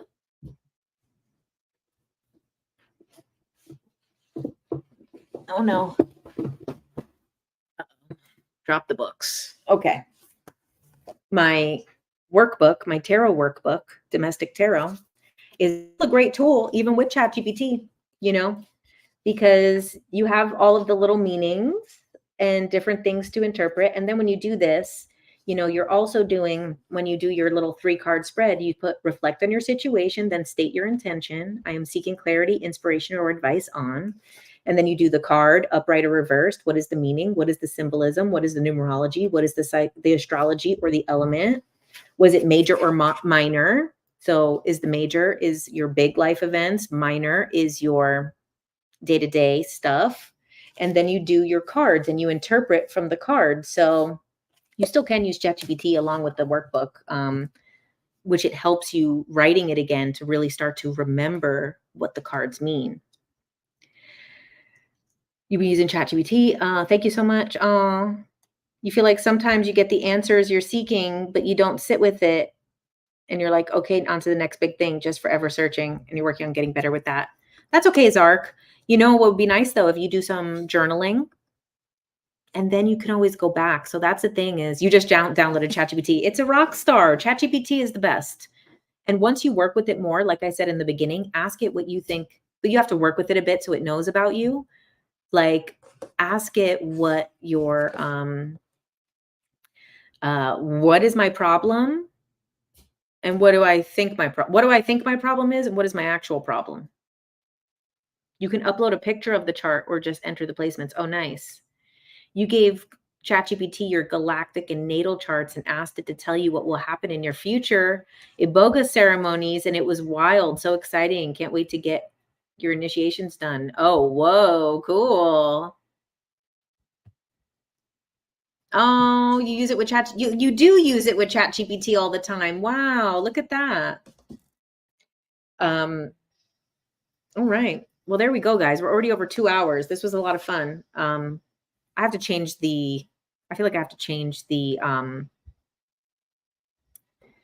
thumbnail of this to something about aliens, right? Because I feel like we ended up talking a lot about aliens. Apparently, CoStar does a completely unique house system. I wonder if CoStar uses whole sign. A lot of things use whole sign. Best live ever. Yes. Oh, thanks, guys. Thanks, Lori. Thanks, Angela.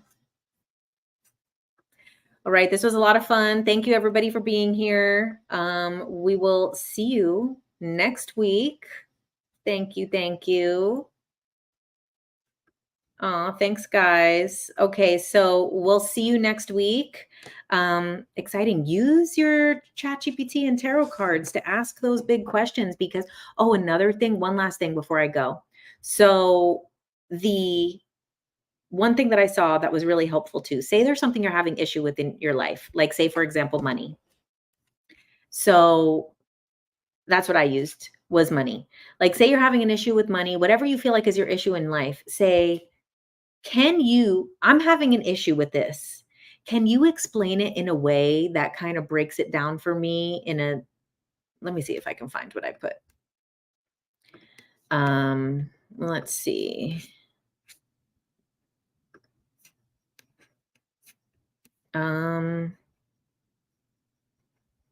Let's see, I'll find it in my notes because I have it in my notes. What is money? You basically just ask what the thing is. So what is money? Okay, so say I'm having issues with this and I want to remove the emotion from it. Can you tell me what this is? And I put like, okay, so then what is money? And it says to help you remove the emotion around money, it can be helpful to break it down as a tool, stripping away any limiting beliefs that might be rooted in fear, scarcity, or worth. And then it gave 5 examples of what money is in a very neutral way. And it talks about detaching from the idea that it's tied to self-worth or it's tied to emotions and begin to see it simply as a tool to help you live the way you want. And to focus on providing value and aligning your energy and seeing money as part of a balanced exchange of providing that value and energy. So it like gives like a really good, I can't find you guys. Okay. It gives like a really good thing. So like say if you have something issues around love, around relationships, around something, then you say like, here's, what I'm having an issue with. I want to remove the emotions around it. I want to like be able to process it better. Here you go. He's the life coach. He's a life coach, but also Ben is a life coach. We've got ChatGPT and we've got Ben here. Bye, everybody. Good night, Ian. You still prefer normal readings because the intuitive messages, yes. So that's the thing is there's still a value around real readings as well, but it is nice to have this little thing to explore too. So both are good, when you can still see professional readers and be able to get those messages like, oh, your guide is coming through. Your guide has this message for you. Oh, thank you guys. Yes. Ooh, it was your first time. Okay, cool. Anyone can use. Yes, anyone can use ChatGPT. It is free for all. I mean, I believe it's in all countries. I don't know if all countries have it. Maybe some countries have it blocked because it's too good. It's too powerful. But use a VPN then. Get on that because you can literally ask it to do anything for you.